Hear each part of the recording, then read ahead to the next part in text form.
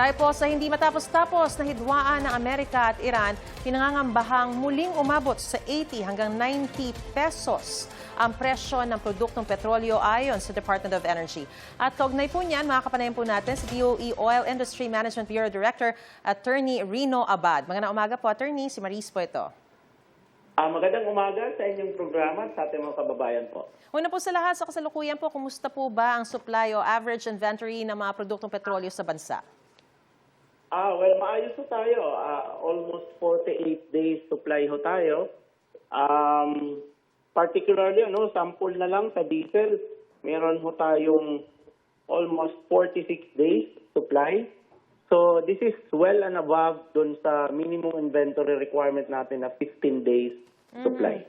Well and above the minimum, no? Pero bakit po sa tingin nyo, aabot muli sa 80 hanggang 90 pesos per liter ang presyo ng petrolyo? At paano po ang computation ba nito? Hindi pa final ang magiging computation for this week, pero ang binabasehan lang natin nung magkaroon ng MOU at nagkapirmahan sila, bumaba ho ang in a matter of 1 week, bumaba ho ang naging adjustment natin ng rollback of around 10 pesos.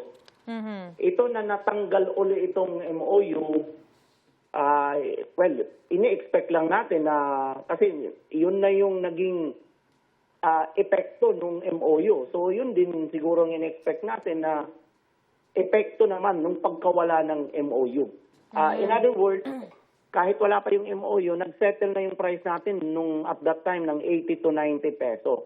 Alright. So bumaba tayo ng 60 to 70 range, pero hindi pa umaabot dun sa before the conflict na 50 to 60 range peso per liter. So ngayon, ini-expect lang natin pag umakyat yan ng 10 peso this week, baka bumalik ulit tayo dun sa before the MOU, which is 80 peso to 90 peso range. Ano naman po ang epekto sa Pilipinas ng pag-impose ng blockade ni US President Donald Trump sa Strait of Hormuz? Mas madaragdagan pa itong halaga na inaasahan natin na pagtataas? Ang in-expect lang natin, yung pagbabalik sa price range na ganyan before the MOU.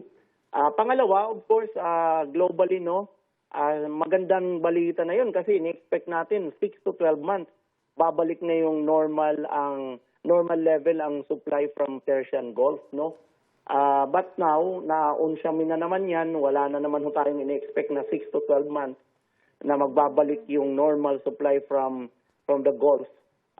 Ang problema ho natin dyan ay tuloy pa rin yung tightness ng supply at ma-maintain yung elevated na price.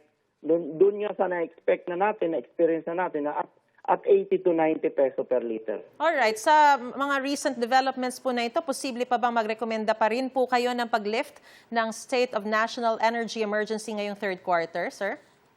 Well, sa ganitong sitwasyon, hindi ho namin muna iniisip yung pag-normalize nung, sa case ng Department of Energy, yung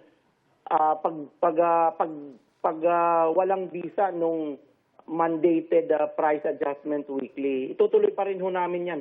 Hindi pa ho pwedeng pakawalan yung price na free market base lang. Alright, maraming salamat, DOE Oil Industry Management Bureau Director Rino Abad. Magandang umaga po sa inyo. Magandang umaga ulit.